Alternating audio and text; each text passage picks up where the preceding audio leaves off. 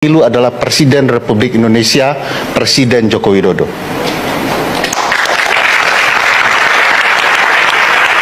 Saya nanti akan bicara kecurangan, Mas Saiman. Saya mau mengungkapkan dua teori yang janggal terjadi dalam pemilu 2024 dan nanti bicara data-data dan silahkan kategorikan ini sebagai kecurangan atau tidak. Kejanggalan pertama, bahwa tidak lumrah dalam sistem presidensial. Ada seorang presiden yang memiliki partai mendukung calon presiden yang bukan berasal dari partainya. Tidak lumrah. Terjadi kejanggalan pertama. Kejanggalan kedua, luluh lantaklah teori soal kotel efek yang tidak pernah terlanggar selama ini. Bahwa teori kotel efek itu efek ekor jas.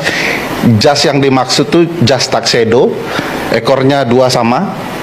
Maksudnya adalah kalau ada partai yang menyokong seorang presiden, maka dua suara yang dikumpulkannya itu rata-rata sama. Dalam pemilu kali ini ada kejanggalan. Ada partai yang menang pileg tetapi calonnya kalah lebih dari suaranya, 2% lebih. Ada calon presiden yang menang tapi partainya kalah, bahkan tidak memperoleh bahkan setengah persen dari angka yang dia peroleh, 58%. Belakangan ini publik begitu ramai berbicara tentang soal apa kira-kira langkah politik Jokowi selanjutnya setelah resmi dipecat oleh PDIP. Banyak pihak yang mengaitkan soal bagaimana kemungkinan Jokowi akan bergabung dengan partai politik tertentu di negara ini. Banyak pihak mengatakan Jokowi sangat mungkin akan bergabung dengan Gerindra, sangat mungkin bergabung dengan Golkar, sangat mungkin bergabung dengan Partai Amanat Nasional, ataupun bergabung dengan Nasdem. Mengingat hanya 4 partai politik inilah yang secara terbuka menyatakan ketertarikannya kepada Jokowi untuk menjadi bagian di dalamnya. Tentu di antara 4 partai ini, Gerindra adalah partai yang cukup rasional bagi Jokowi untuk dipilih setelah tak lagi menjadi bagian dari PDIP. Apapun judulnya, Gerindra ini adalah partai pemenang Pilpres. Semua kekuatan politik pastinya tunduk dan tegak lurus dengan keinginan politik Gerindra. Dalam konteks itulah saya kira cukup rasional sebenarnya bagi Jokowi untuk bergabung dengan Gerindra. Tapi jika Jokowi berpikir untuk menjadi kingmaker dan veto player di Gerindra, tentu Gerindra bukan jawabannya. Karena apapun, the one and only yang menjadi veto player dan kingmaker di Gerindra hanyalah Prabowo Subianto, bukan yang lain. Bahkan Gerindra bisa besar dan bahkan menjadi Pilpres saat ini, itu terletak pada figur kunci, namanya Prabowo Subianto, bukan pada Jokowi. Jadi memang cukup dilematis jika berbicara tentang Jokowi dengan Gerindra. Publik juga tahu, sejak awal memang Jokowi itu dikait-kaitkan dengan Golkar. Bahkan Gibran Rakebuming Raka sebelum resmi deklarasi menjadi wakilnya Prabowo Subianto, saat itu juga dikaitkan dengan kemungkinan menjadi bagian dari Golkar. Dan bahkan setelah terjadi suksesi politik antara Erlangga Hartarto dengan Bahlil misalnya, Jokowi juga dikait-kaitkan soal kemungkinan akan bergabung dengan Golkar. Karena saat itu Jokowi sudah tak lagi mesra, tidak lagi menjadi bagian dari PDIP secara politik. Jadi sebenarnya Jokowi dengan Golkar adalah hal yang sejak awal selalu dikait-kaitkan. Problemnya adalah di Golkar itu banyak faksi politik yang saya kira bukan hanya Bahlil, tapi faksi-faksi kuat di dalam seperti faksinya Abu Rizal Bakri, ada di situ juga faksinya Agung Laksono, ada di situ juga faksinya Akbar Tanjung, ada faksinya juga Yusuf Kala, LBP dan seterusnya. Mungkin Jokowi. Ya, teman-teman, kembali lagi bersama saya di channel ini. Mari kita saksikan bagaimana tanggapan para netizen tentang keberlanjutan kasus ijazah Pak Jokowi ini dan juga anaknya Gibran ya. Jadi teman-teman, kali ini kita menyaksikan bagaimana Bung Ferry Amsari ini membongkar semua kejahatan ataupun kelakuan Pak Jokowi ini selama dia 10 tahun menjabat di Indonesia kita ini. Nah, teman-teman, mungkin kita pada mau tahu ya bagaimana hal ini bisa terjadi. Ya, rakyat baru sadar setelah semuanya terlambat. Nah, negara ini sudah tak ada etika dan moral hukum sudah dikangkangi untuk kepentingan penguasa negara tersebut. Jadi manusia memuakan dan perusak demokrasi cuma berjuang untuk keluarganya.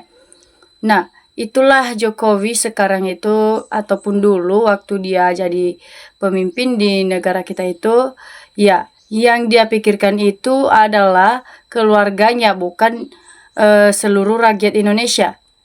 Nah, itulah hal yang paling tidak disukai warga negara Indonesia ataupun tidak senang dengan hal itu. Jadi tidak mau tahu warga Indonesia harus diadili segera Pak Jokowi ini karena sudah membuat negara kita jadi amburadul, teman-teman. Nah, sekian banyak orang pintar dan bergelar macam-macam ternyata bisa ditipu oleh rakyat, oleh orang yang tak berijazah. Ya, betul sekali teman-teman. Sedangkan kita yang ada di Indonesia itu memang banyak orang pintar dan orang cerdas, malah banyak orang yang sudah pengangguran. Namun kita bisa ditipu dengan orang yang memalsukan ijazahnya sendiri dengan memimpin kita sendiri. Ya, mengapa hal demikian bisa terjadi? Nah, itulah kelicikan yang dilakukan Pak Jokowi ini. Jadi mau bagaimana lagi, Pak Jokowi harus diadili ya, karena para rakyat tidak mau berterima. Semoga para hakim bisa mengerti. Nah, adili Jokowi di mahkamah internasional agar lebih netral, gitu aja kok repot-repot. Nah, rakyat NKRI sudah kena prank Mulyono, kadung nasi udah menjadi gosong. Jadi adili Mulyono ini yang bikin amburadul aja. Partai-partai harus kompak mengutamakan demokrasi ini. Jadi gak mungkin ada partai yang menerima racun yang ada partai tersebut nyusep. Kasus ijazah palsu ini itu sudah hilang di telan bumi, sudah tidak ada kabar bertanya lagi. Nah, Pak Ferry ini, Pak Adi percuma teriak-teriak di media tentang Jokowi. Aparat penegak hukum NKRI buta, tuli gagu, takut pengecut, persoalankan sepak terjang kebijakan-kebijakan Joko Widodo 10 tahun berkuasa. Apalagi soal pilpres, pilgub, dan pilkada atau yang ada di Indonesia itu. Jadi itulah kelicikan ataupun kecerdasan yang dipakai Jokowi sebelum dia pensiunan ataupun menyelesaikan jabatannya. Makanya dia pilih-pilih orang-orang saja, orang-orang tertentu, karena suatu saat nanti kalau misalnya terbongkar rencananya ini, jadi nggak ada yang mau mengadilinya karena Pak Jokowi lah yang mengangkat mereka menjadi pemimpin di negara kita itu. Jadi Jokowi politik dinasti bahaya, menghancurkan demokrasi, rakyat uwis muak dengan keluarga Mulyono tumbangkanlah. Ya, jadi negara perlu banyak orang seperti Pak Adi Prayitno, Pak Amsari, Pak Said Didu, dan Pak Raha untuk terus sesuterakan kebenarannya. Nah, karir terakhirnya diadili dan dipenjara itu baru cocok untuk seorang Jokowi yang selalu menipu rakyat ini. Nah, jadi teman-teman yang mereka katakan ini, Jokowi bukan anak pahlawan, bukan Bu Mega yang anak pahlawan, malah difitnah dan dibully. Ya, jadi sebaiknya perbedaan ini bisa jangan dibeda-bedakan ya, karena ya mungkin seseorang tidak mau berterima dengan hal itu. Nah, jadi teman-teman yang mereka katakan juga, ya Bu Mega memang mulutnya keras, tapi dia adalah salah satu-satunya orang yang menjaga demokrasi dan menjaga orang miskin tetap makan. Ada nggak ketum partai yang setiap hari keliling cari orang yang belum makan dan tidak di syuting atau divideokan karena Bu Mega kerja ikhlas saja. Ya, itulah Ibu Mega sekarang, teman-teman. Jadi kejar terus Bang Ferry sampai kebenaran terbukti, tunjukkan keboborkan Mulyono dan kecurangan yang telah dia lakukan itu. Ya, jadi jangan pantang mundur Bang Ferry ya, sampai terbongkar semua bukti-bukti ijazah ini ataupun pemalsuan ijazah ini. Nah, sehebat apa sih anak Jokowi sampai didorong orang harus jadi wapres, bikin Indonesia jadi gaduh ataupun malu?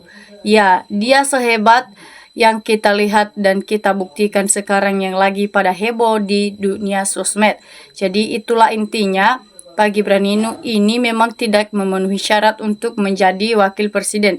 Nah, jadi karena makanya dia diberi jabatan untuk jadi wakil presiden itu karena bapaknya mantan presiden. Ya, itulah satu-satunya hal yang paling kita tidak sukai di Indonesia ini sebenarnya, teman-teman. Jadi kebenaran harus disampaikan, walaupun bagaimana hebatnya rintangan kebenaran yang harus ditegakkan jangan dibawa arus golongan mereka harus menjadi obor dalam kegelapan. Nah, yang khawatir karena sangat banyak uang dia bisa membeli atau menyuap semua lembaga hukum dan lain-lain di negeri ini. Contoh bisa membeli lembaga survei abal-abal. Ya, jadi negara ini tidak akan nyaman apabila tetap membiarkan Samsul jadi wapres DR dari syarat percalonan moral etika nol besar ilpe pengetahuan. Jadi teman-teman salut buat Bapak, tapi apakah bisa diperiksa karena negara kita ini terlalu banyak sinetron kejar koruptor sampai Antartika istilah macam Asia Blok Medan Bupati Maluku triliunan tambang-tambang ilegal. Jadi Jokowi lebih cok masuk Golkar nanti jadi juru tulis Partai Golkar.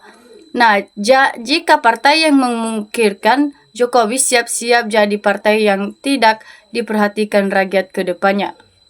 Nah, semua pada nggak berani ke Jokowi, beraninya hanya omong-omong dalam forum mana realitasnya. Nah, Jokowi ini jejak sahir lahir, baru kepemimpinan Mulyono demokrasi rusak semua lembaga negara dijadikan pengikut rakyatnya untuk menyalahikan.